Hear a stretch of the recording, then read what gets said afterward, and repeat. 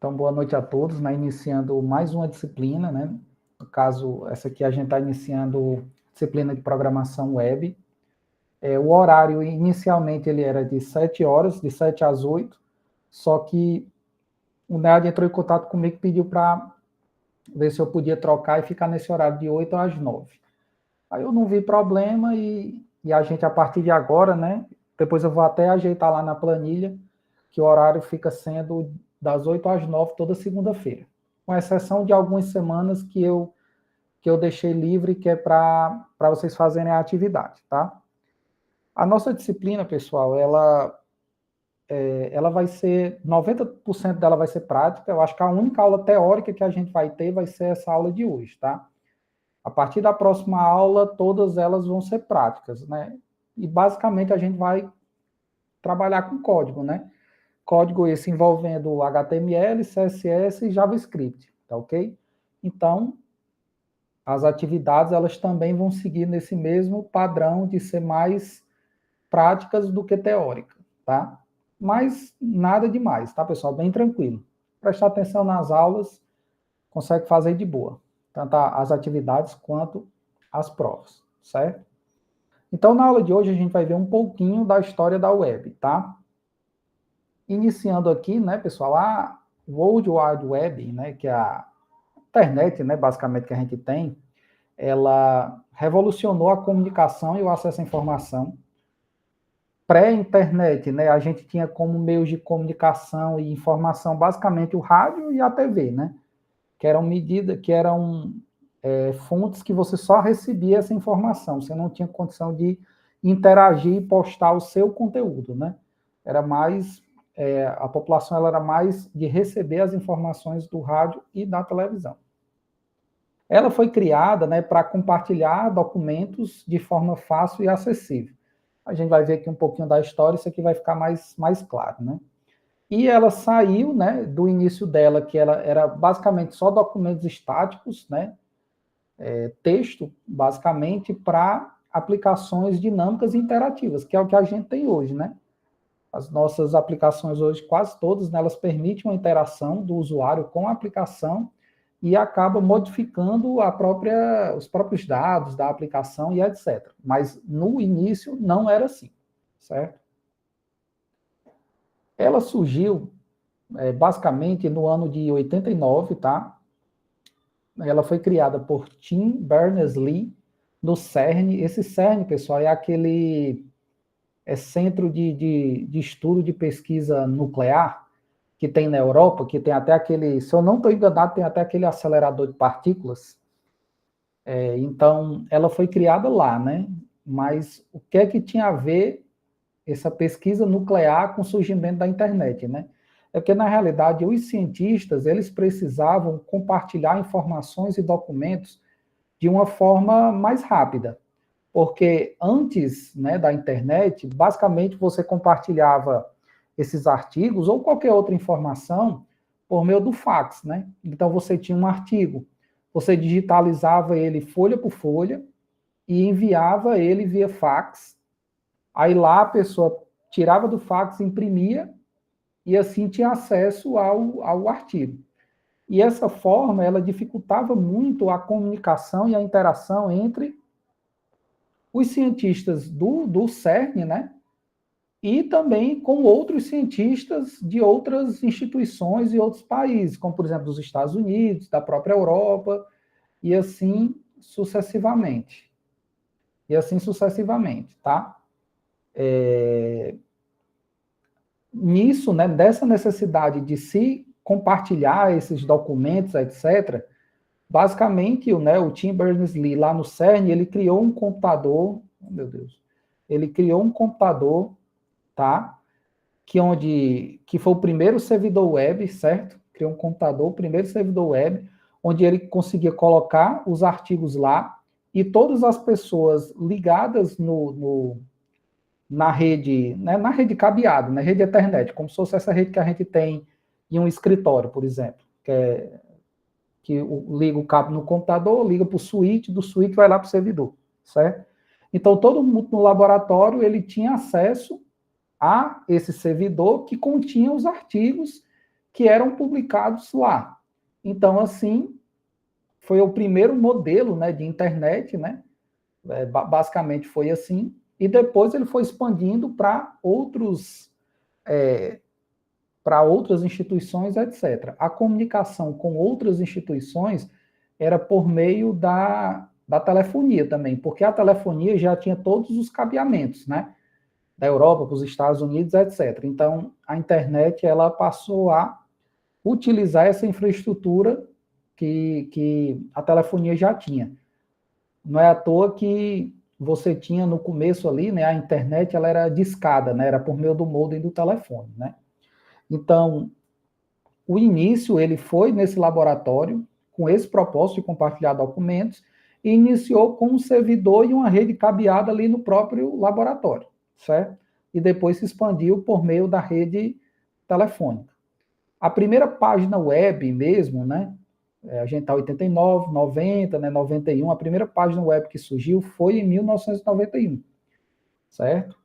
E desde o começo, né, os protocolos de comunicação, né, os protocolos dos documentos, né, da estrutura do documento, era o HTML e o protocolo de comunicação era o HTTP, tá? Isso ali no início da década de 90. Pronto. Aí na década de 90, né, a internet, né, a web, ela se caracterizava basicamente por páginas estáticas, era basicamente documento e texto, tá? Tinha pouca interatividade ou quase nenhuma, tá? Então era basicamente portais de notícias, páginas de sistemas governamentais e etc, né? O que tem aqui, né? Que são sites institucionais e portais de notícia. Há um exemplo, né, de uma plataforma que era muito grande na época, era o Yahoo, Alta Vistas e início de alguns sites comerciais.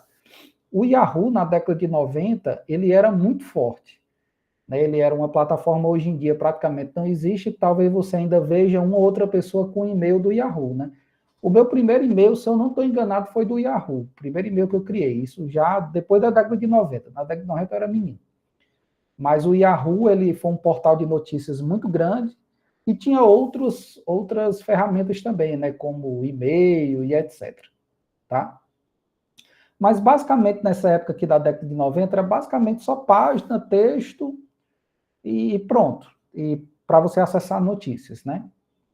Já na Web 2.0, que foi na década, né, de 2001 a 2010, aí você já tem uma maior interatividade e colaboração dos usuários, haja vista que começou a surgir as redes sociais, blogs e wikis, ou seja, eram os próprios usuários agora alimentando o conteúdo da internet.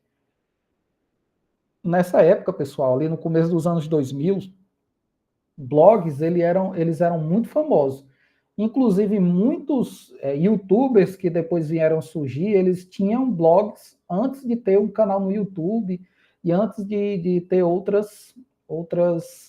trabalhar com internet de outras coisas, né? Então, blogs eles eram muito famosos. Também rede social também começou a se popularizar ainda nessa década, por exemplo, com o surgimento do Orkut, né? Então, o Orkut, que no mundo não fez muito sucesso, né? Mas aqui no Brasil ele era a rede social número 1. Mas, além disso, outras ferramentas de bate-papo, como o MSN, né? Tinha outra, era XQC, tinha um Mirk também, que eram outras plataformas que permitiam essa interatividade e colaboração. Interatividade com o site ou com outras pessoas, né, por meio de conversas, etc., e colaboração de você mesmo poder criar o conteúdo e colocar em algum servidor para que outras pessoas venham acessar, tá? Nessa época também surgiu o uso do Ajax. É porque assim, pessoal, nessa época, ali nos anos 2000, a gente vinha de um boom muito forte de desenvolvimento, que era o Java, né? O Java surgiu na década de 90, e ele ficou muito popular no desenvolvimento de aplicações desktop, porque ele rodava tanto no Windows como no Linux, tá? Obviamente que o Java ele também evoluiu para você ser utilizado na web.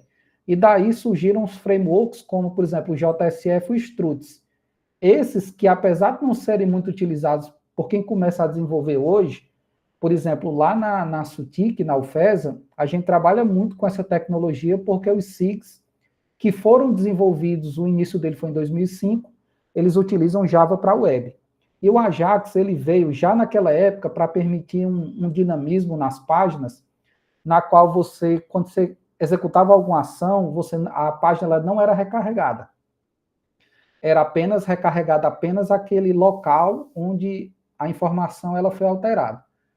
Veja que até hoje, pessoal, às vezes quando você clica em algum site, ele recarrega toda a página para poder atualizar o conteúdo. E tem sistemas que você altera algum dado, clica em algum link e parece que ele, apesar de estar na web, ele não tem recarregamento de página. Hoje a gente faz com outras tecnologias, né? Mas no começo, né, o Ajax ele era uma tecnologia do Java para fazer esse tipo de coisa. E como exemplo de interatividade e outras e colaboração que surgiu nessa época, a gente tem o Facebook, que surgiu no finalzinho dessa época, o YouTube, o Wikipédia, como já falei, blogs, Orkut, MSN, etc. A Web 3.0, basicamente, ela é de 2011 ao presente. Em termos de infraestrutura, né? Existe uma melhor organização dos dados, no sentido de você ter já protocolos bem definidos para transferência de arquivo, para transferência de informações. A gente começou a ver o surgimento da computação em nuvem e internet das coisas. Computação em nuvem, pessoal, é você não tratar muito dos arquivos no seu computador. Você tratar dos arquivos em algum computador que está na internet, que está na nuvem, tá? Então, por exemplo, os drives, né, que a gente tem, do Google Drive, o Office hoje que tem ele tem um Office 365 que você pode acessar pelo navegador e os seus documentos já ficam salvos na nuvem, né? Assim como o do Google também, né?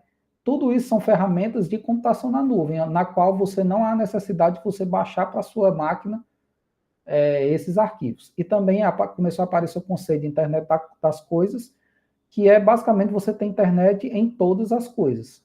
Antigamente a gente só tinha internet basicamente no PC. Por exemplo, o celular, na década de 90, ele não tinha internet, né?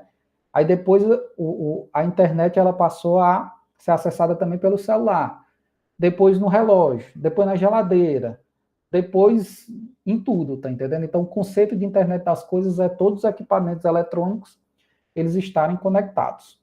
Também houve o surgimento da inteligência artificial e o machine learning, que é aprendizagem de máquina, que também é um assunto que está relacionado com inteligência artificial, e começou, né, a utilização de chatbots, assistentes virtuais, etc. Só que, assim, essa parte de inteligência artificial, na minha visão, ela realmente veio ter uma utilidade mais prática de 1 ano e meio, 2 anos para cá. Até então, os chats que tinham de inteligência artificial nos sites, eles eram muito ruins. Eles não respondiam, as respostas elas eram robotizadas, ele não entendia o contexto da conversa. Agora não, principalmente com o surgimento do chat GPT, né, e depois do chat GPT, todas as outras empresas investiram na sua própria inteligência artificial. Aí é que eu vi realmente, né, essa questão da inteligência artificial sendo inserida e tendo um certo grau de relevância, tá? Com relação ao futuro, né? A gente tem uma integração total entre os dispositivos e inteligência artificial, certo? Você vê que tudo hoje já tem inteligência artificial, né? O WhatsApp tem a inteligência artificial dele lá, os Office também já estão vindo já com chat integrado, todo tipo de ferramenta ele está vindo com a sua própria inteligência artificial para lhe ajudar na manipulação daquela ferramenta, digamos assim, né? Então, além dessa questão da inteligência artificial ficar cada vez mais presente, né, a gente tem a personalização total da experiência do usuário, a gente pode ter nessa questão da realidade aumentada e virtual, que eu particularmente acho que essa daqui eu não sei se vinga muito. Realidade aumentada, pessoal, é aqueles dispositivos que tem tipo hologramas, tá entendendo? Que você consegue ver em 3D, esse tipo de coisa. Eu acho que isso aqui ainda falta um pouquinho, né? Assim como também esses óculos que você utiliza e ele fica conectado com a internet, dizendo como é que está fluxo, como é que está lhe dando uma série de informações. Eu acho que isso aqui ainda vai demorar um pouquinho, tá? Mas, como exemplo, né, a gente tem esse metaverso que o Facebook tentou colocar, mas não vingou, né? Interações humanas mais avançadas e etc. Quais foram os principais impactos da internet na nossa vida, né? Existe realmente, assim, foi uma vida antes do surgimento da internet e depois, né? O acesso à informação, ele se tornou muito mais rápido, a comunicação, tanto nos estudos, negócios, etc., também ficou muito mais rápido. A internet, basicamente, ela matou muitas profissões, mas, ao mesmo tempo, surgiram outras profissões no lugar. Mas, como nem tudo são flores, na internet ela também traz um certo grau de preocupação, que é com a sua segurança, com a segurança dos seus dados, com a sua questão da sua privacidade. Tem gente que posta tudo na internet, né? Então, assim, às vezes a pessoa ela descobre sua vida todinha só pelo que você mesmo fornece na internet, né? Não que seja errado, tá, pessoal? Só estou dizendo que uma pessoa pode se aproveitar de certas informações para, por exemplo, tentar lhe aplicar um golpe. Porque ela sabe que você tem um pai que mora em tal canto, que não sei o quê, um filho que vai para a escola tal, de tal hora a tal hora. Então, essas informações que são compartilhadas, né, elas podem ser frutos para que as pessoas mal intencionadas eles tentem aplicar golpes em você, né? E também tem a questão das fake news, que hoje em dia, né, também é uma questão bastante relevante.